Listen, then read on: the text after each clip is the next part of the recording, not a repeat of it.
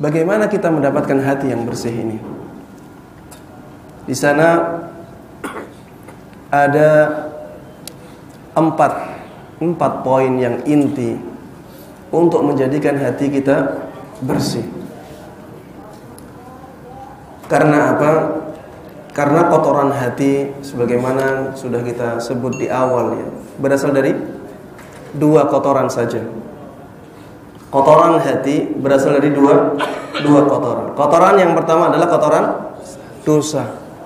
Kotoran yang kedua adalah kotoran penyakit hati. Ketika kita bisa membersihkan hati dari dua kotoran ini, maka insya Allah hati kita menjadi hati yang bersih, hati yang sehat, hati yang bisa merasakan iman, merasakan manisnya dan lezatnya iman yang dilakukan oleh hati. Sehingga untuk mengusahakan hati kita menjadi bersih, ada 4 poin, ada 4 langkah. Langkah yang pertama adalah memperbanyak amal soleh. Memperbanyak amal soleh dan meninggalkan amal buruk. Kenapa demikian? Ini berkaitan dengan kotoran yang pertama, yaitu kotoran dosa. Memperbanyak amal kebaikan akan menghapuskan dosa. Ketika dosa dihapuskan, berarti hati kita semakin bersih. Meninggalkan amal buruk, iya, karena dengan amal buruk maka hati kita akan semakin kotor. Maka yang pertama, yang inti adalah melakukan amal-amal saleh dan meninggalkan amal-amal buruk atau dosa. Rasulullah sallallahu alaihi wasallam dulu pernah bersabda ya, dalam hadis yang diriwayatkan oleh At-Tirmidzi, nomor hadis 3334, dan hadis ini dihasankan oleh beberapa ulama. Beliau bersabda, "Innal 'abda idza akhta'a khati'atan nukitat fi qalbihi nuktatun sauda." Apabila seorang hamba melakukan satu saja kesalahan, satu saja dosa, maka akan dilemparkan ke dalam hatinya satu titik noda. Satu titik noda karena dosa tadi.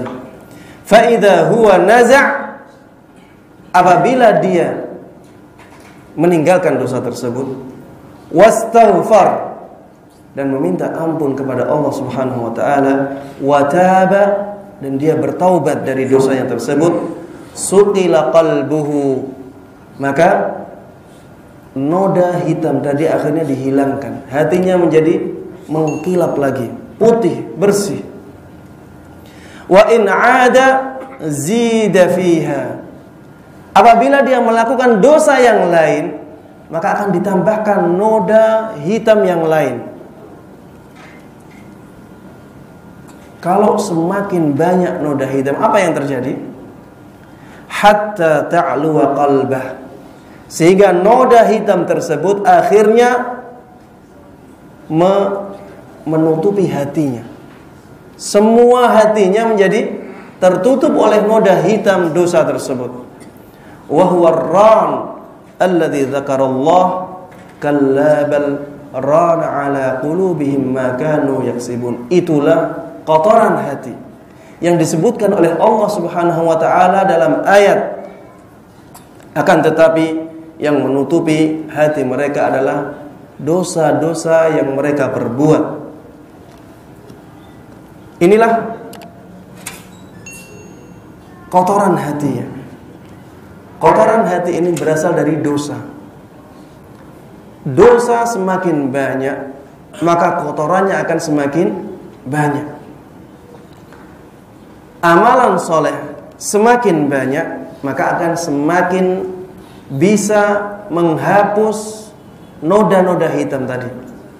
Makanya semakin orang beramal soleh dan dia semakin meninggalkan amal-amal dosa, dia akan semakin bisa merasakan lezatnya keimanan. Dia akan bisa merasakan lezatnya ketaatan dia kepada Allah Subhanahu wa taala.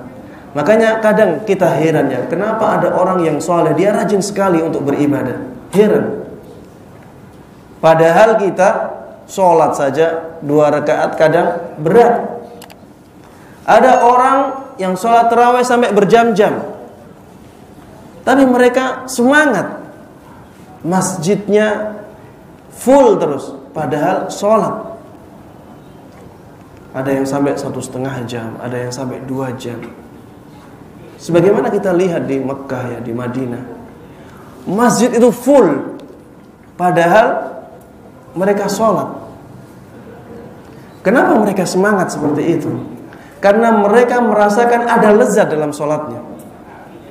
Ketika mereka sholat, mereka merasa bahagia.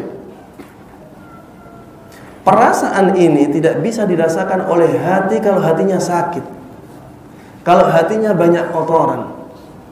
Sebagaimana orang yang sakit, makanan di depannya selezat apapun akan malas untuk makan. Berbeda dengan orang yang sehat.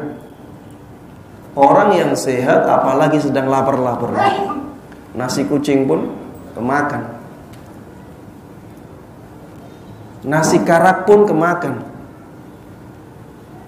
Karena apa? Karena dia bisa merasakan manfaat dari makanan tersebut. Badannya sehat. Hati juga demikian. Makanan hati adalah ketaatan. Ketika hati sakit, maka dia tidak bisa merasakan enaknya makanan tersebut. Ketika hati sehat, dia sangat semangat untuk melahap makanan-makanan hati tersebut.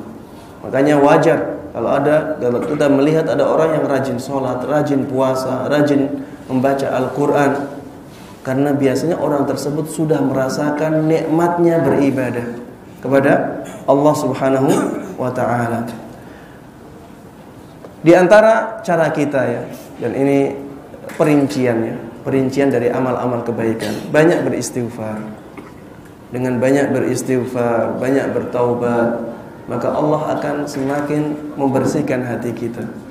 Karena taubat dan istighfar ini adalah intinya meminta ampun kepada Allah Subhanahu wa ta'ala dari dosa-dosa kita.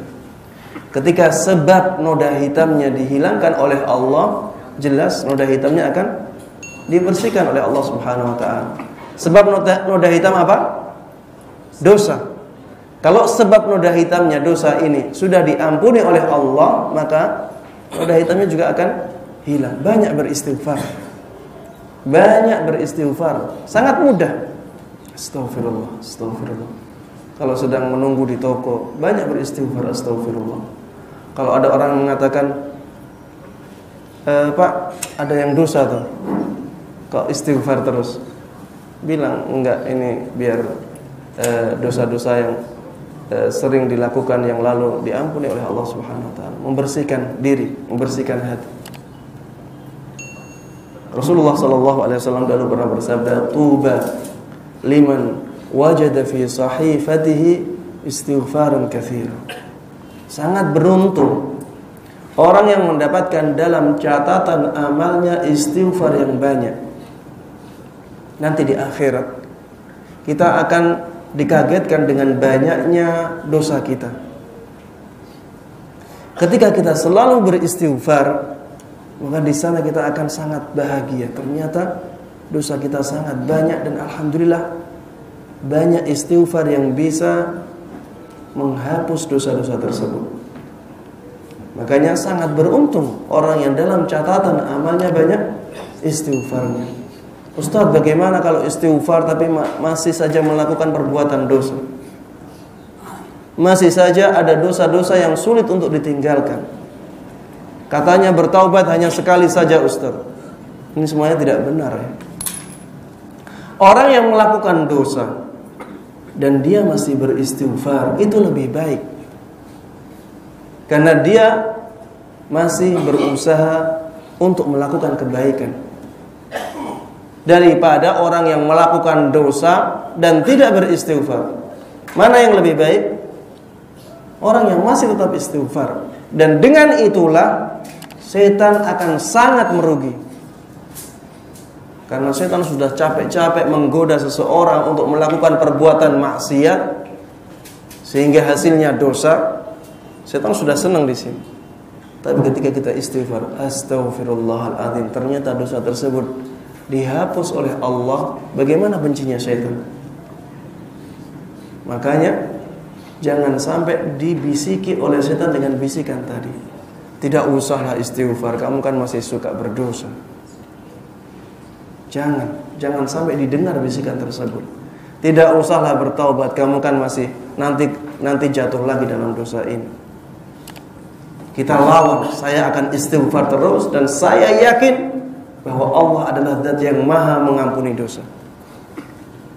Innallaha yabsutu yadahu fil lail liyatuba musii'an nahar wa yabsutu yadahu fin nahar liyatuba musii'al lail. Allah selalu membuka tangannya untuk menerima taubatnya orang-orang yang melakukan keburukan di siang hari. Dan Allah selalu membuka tangannya di siang hari untuk menerima taubatnya orang-orang yang melakukan keburukan di malam hari. Allah zat yang maha pengampun. Makanya dalam doa malam Lailatul Qadar ya, Rasulullah menganjurkan kepada kita untuk mengatakan Allahumma innaka afuwun karim. Ya Allah, sesungguhnya Engkau adalah zat yang maha pemaaf dan maha mulia. Tuhibbul afwa, Engkau sangat menyenangi tindakan memaafkan dosa. Fa'fu anni, ampunilah dosa-dosaku. Allah maha pengampun. Maka kita terus beristighfar kepada Allah Subhanahu wa taala walaupun masih banyak dosa yang belum bisa kita tinggalkan. Kita berusaha untuk meninggalkan dosa, tapi kadang-kadang ada godaan-godaan yang lebih kuat dari kekuatan iman kita, sehingga kadang kita terjerumus pada dosa yang sama. Tapi yang paling penting adalah kita terus berusaha untuk meninggalkan dosa, kemudian berusaha untuk beristighfar dan bertaubat kepada Allah Subhanahu wa taala, sehingga benar-benar hati kita menjadi hati yang bersih. Banyak membaca Al-Qur'an. Banyak membaca Al-Quran ini juga bisa menjadikan hati kita hati yang sehat, hati yang bersih. Makanya Rasulullah SAW dalam sebuah doanya mengatakan, As'aluka, ya Allah, aku meminta kepadamu ya Allah, bikulli ismin huwalak, dengan semua namamu, sammaita bihi nafsak, yang engkau sebut dalam dirimu, aw 'allamtahu ahadan min khalqik, atau engkau ajarkan kepada salah satu dari hamba-hambamu atau dari makhlukmu, au anzaltahu fi kitabik, atau engkau turunkan nama-nama tersebut di kitabmu, au ista'tharta bihi fi 'ilmil ghaibi indak, atau engkau rahasiakan di ilmu gaibmu, an taj'alal qur'ana rabi'a qalbi, agar engkau menjadikan Al-Qur'an ini sebagai sesuatu yang membuatku bahagia, membuat hatiku bahagia. Wa nura sadri, dan menjadi cahaya bagi dadaku, wa jilaa hazani, hilangnya kesedihanku, wa dhahaba hammi, dan hilangnya kekhawatiranku. Al-Qur'an bisa menjadi demikian. Al-Qur'an bisa menghilangkan kesedihan kita. Al-Qur'an bisa menghilangkan kekhawatiran kita.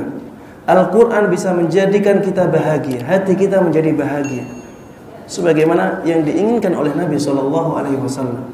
Oleh karenanya sering-seringnya, apalagi kalau hati kita pas lagi sedih-sedihnya, baca Al-Quran. Al-Quran adalah obat.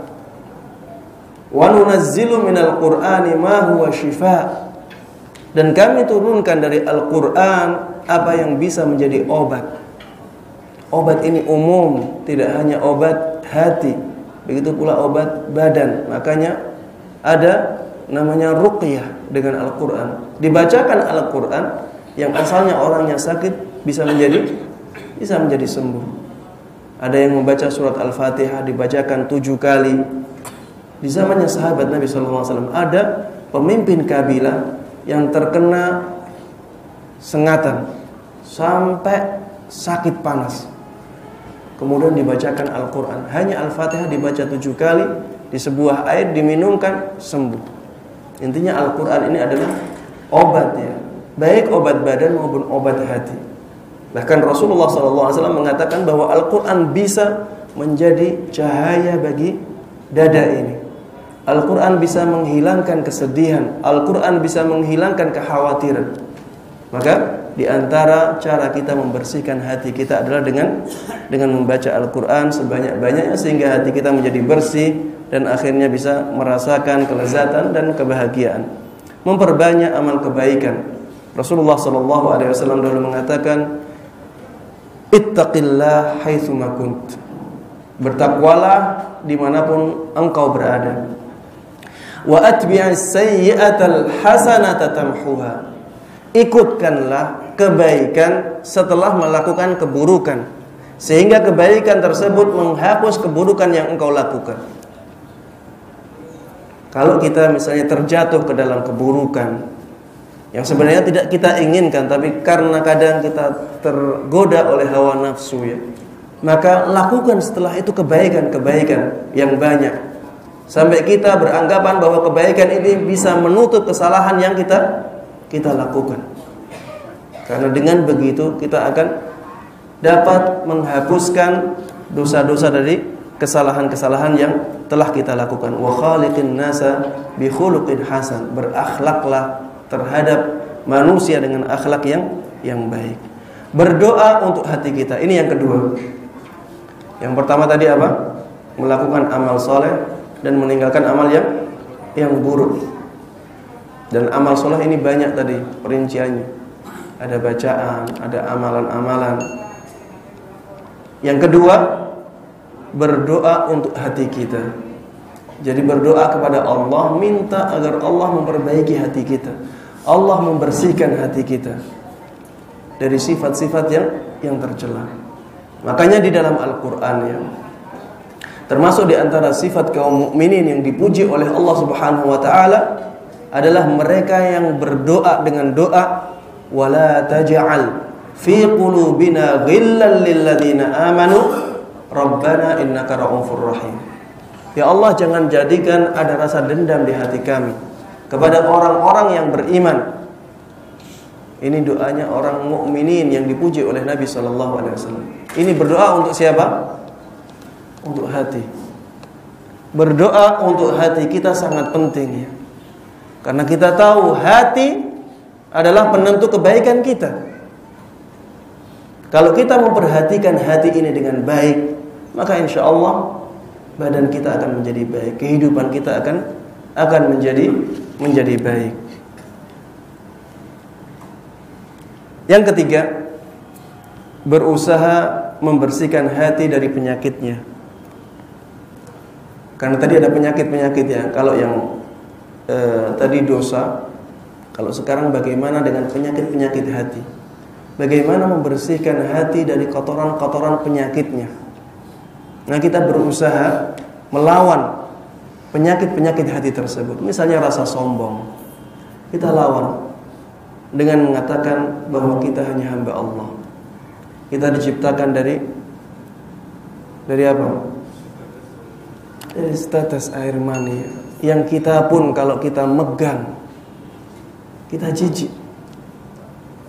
Dari situlah kita diciptakan oleh Allah Subhanahu wa taala. Kita hanya seorang hamba. Dan kita sangat kecil di mata Allah Subhanahu wa taala. Kita sering melihat ya, ada video bahwa dunia ini sangat kecil dibandingkan dengan planet-planet yang lainnya. Kemudian planet-planet tersebut sangat kecil dibandingkan dengan matahari. Kemudian matahari tersebut sangat kecil dibandingkan dengan matahari-matahari yang lainnya.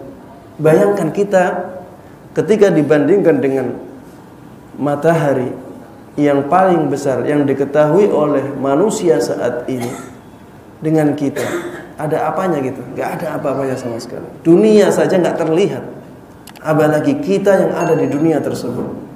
Kita sangat kecil sekali. Dan Allah maha besar.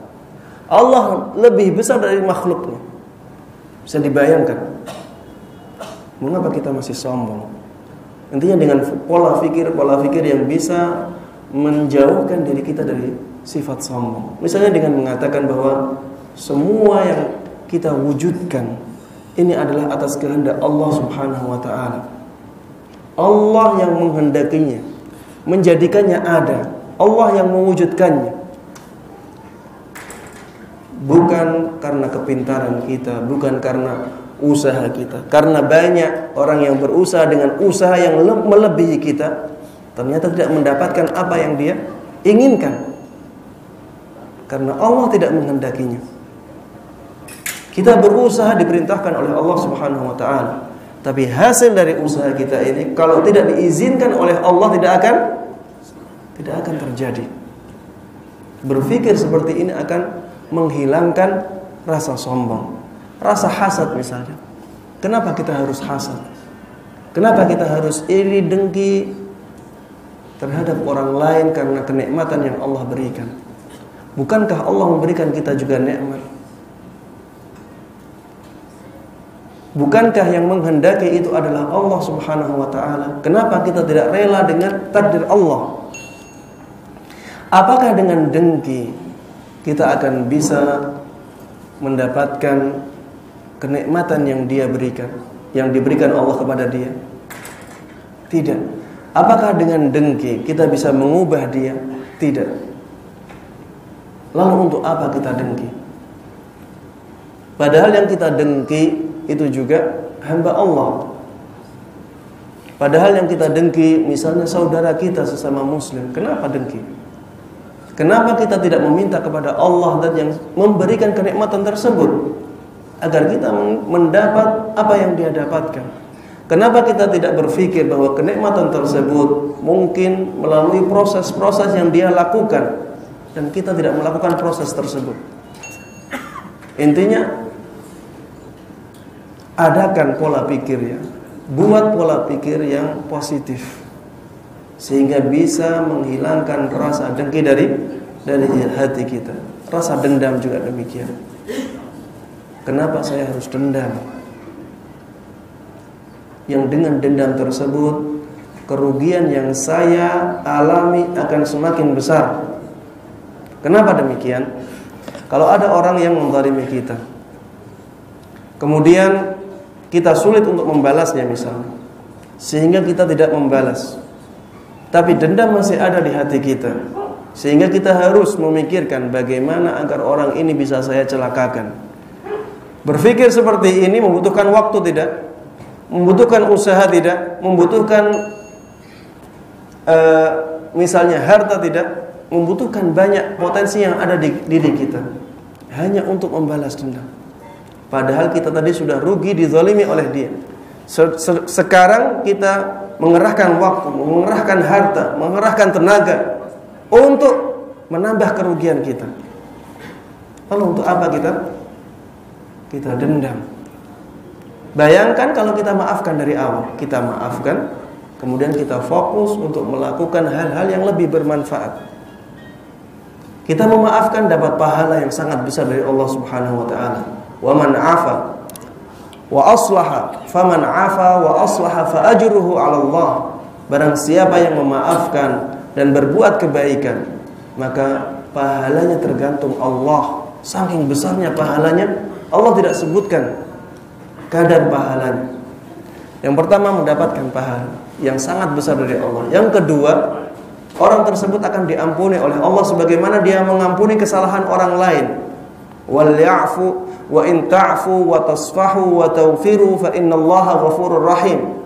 Apabila kalian memaafkan kemudian melupakan kesalahannya dan kalian menutupi kesalahan orang tersebut, maka sesungguhnya Allah adalah zat yang maha mengampuni dan zat yang maha menyayangi. Allah akan ampuni dosa kita.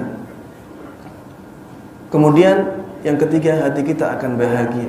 Yang keempat, kita mendapatkan kebahagiaan, kemudian bisa melakukan target kita untuk masa depan kita menjadi lebih baik. Banyak sekali kebaikan yang kita dapatkan dari memaafkan. Kenapa kita tidak memaafkannya dan menghilangkan rasa dendam ini? Orang yang dendam, dia sudah rugi, misalnya rugi 100, kemudian dia tambah rugi menjadi 200 atau 300.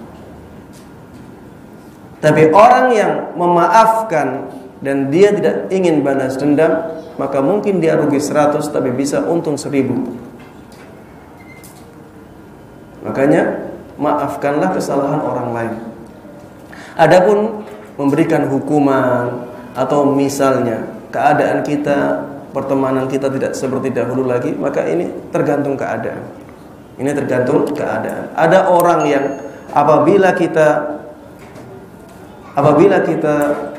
maafkan dan kita tidak beri hukuman, orang tersebut bisa semakin menjadi-jadi kesalahannya, semakin menzalimi kita. Maka orang yang seperti ini kita maafkan, tapi kita beri hukuman. Karena maafkan berhubungan dengan hati kita.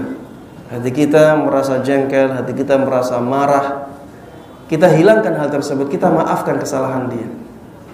Tapi kita bisa memberi hukuman kepada orang ini agar dia tahu bahwa dia itu salah dan dia harus menanggung kesalahannya. Sebagaimana orang tua yang menghukum anak. Orang tua sangat sayang kepada anak. Dan orang tua sudah memaafkan anak tersebut, tapi orang tua ingin memberikan hukuman agar anak menjadi lebih baik dan tidak semena-mena. Maka berbeda antara memaafkan dan tidak memberikan hukuman. Bisa saja seseorang tidak memaafkan tapi tetap memberikan hukuman. Begitu pula dengan keadaan. Kadang orang sudah memaafkan tapi tidak bisa keadaannya seperti sebelum terjadi masalah.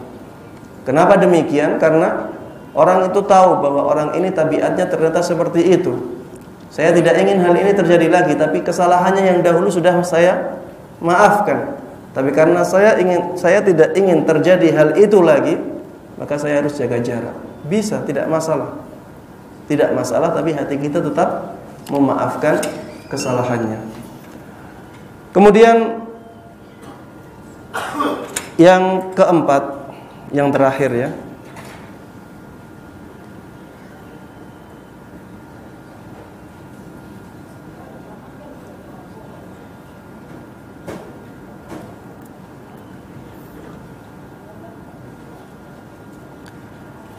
Ada amalan-amalan yang khusus yang dijelaskan oleh Nabi Shallallahu Alaihi Wasallam